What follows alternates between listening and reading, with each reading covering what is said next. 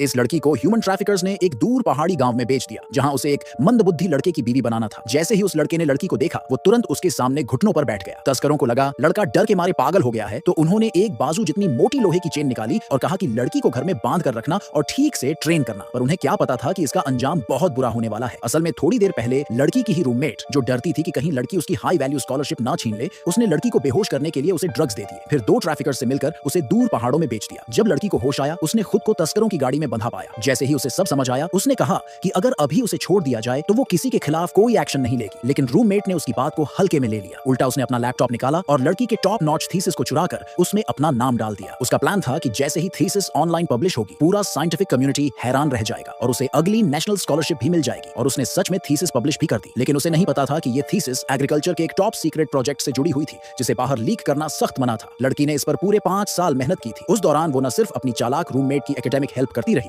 बल्कि थीसिस पर भी काम करती रही। और आखिर में उसी ने एक ऐसी लड़की को गाइड किया जो उसे धोखा दे गई। रूममेट ने न सिर्फ उसका काम चुराया, बल्कि उसे कई बार जोर से थप्पड़ भी मारे। उसी समय एग्रीकल्चर साइंसेज एकेडमी के एकेडमिशियंस ने ये थीसिस ऑनलाइन देखी। वो पहले से जानते थे कि असली ऑथर वही लड़की है, तो उन्होंने तुरंत फोन करके कांटेक्ट करने की कोशिश की। लेकिन लड़की का फोन किसी भी तरह से नहीं लग रहा था। तभी उन्हें शक हुआ कि कुछ गलत हुआ है। उन्होंने तुरंत अपने असिस्टेंट से पुलिस को कॉल करवाया और नेशनल सिक्योरिटी डिपार्टमेंट को भी इन्फॉर्म कर दिया। रूममेट को इस बात की बिल्कुल भी भनक नहीं थी कि मामला कितना सीरियस हो चुका है। वो लड़की को फिर से कार में फेंकती है और रास्ते पर निकल पड़ती है। लेकिन जैसे ही लड़की ने तस्करों के फोन में नेविगेशन की डेस्टिनेशन सुनी, उसे समझ आ गया कि उसे जिस जगह ले जाया जा रहा है वो उसकी खुद की देहाती होम टाउन है। रास्ते में रूममेट ने एक साइन बोर्ड देखा जिस पर वही नाम लिखा था जो लड़की का नाम था। फिर वो लड़की का मजाक उड़ाने लगी और बोली, देख, पहाड़ भी तुझे वापस बुला रहे हैं। पर उसे नहीं पता था कि ये वही रोड है जो लड़की ने 3 साल पहले गांव वालों की मदद से अपनी सारी स्कॉलरशिप की रकम डोनेट करके बनवाई थी। गांव वालों ने थैंक यू कहने के लिए उस रोड का नाम लड़की के नाम पर रख दिया था। इतना ही नहीं, लड़की की गाइडेंस में गांव वालों के उगाए गए फल अब पहले से ज्यादा अच्छे दिखने और स्वादिष्ट होने लगे थे। कुछ ही सालों में पूरा गांव अमीर बन गया। लड़की के योगदान के लिए गांव के मुखिया ने डिसाइड किया कि गांव में उसके नाम का एक एंसेस्ट्रल हॉल बनाया जाएगा। जब सब लोग एंसेस्ट्रल हॉल बनाने में बिजी थे,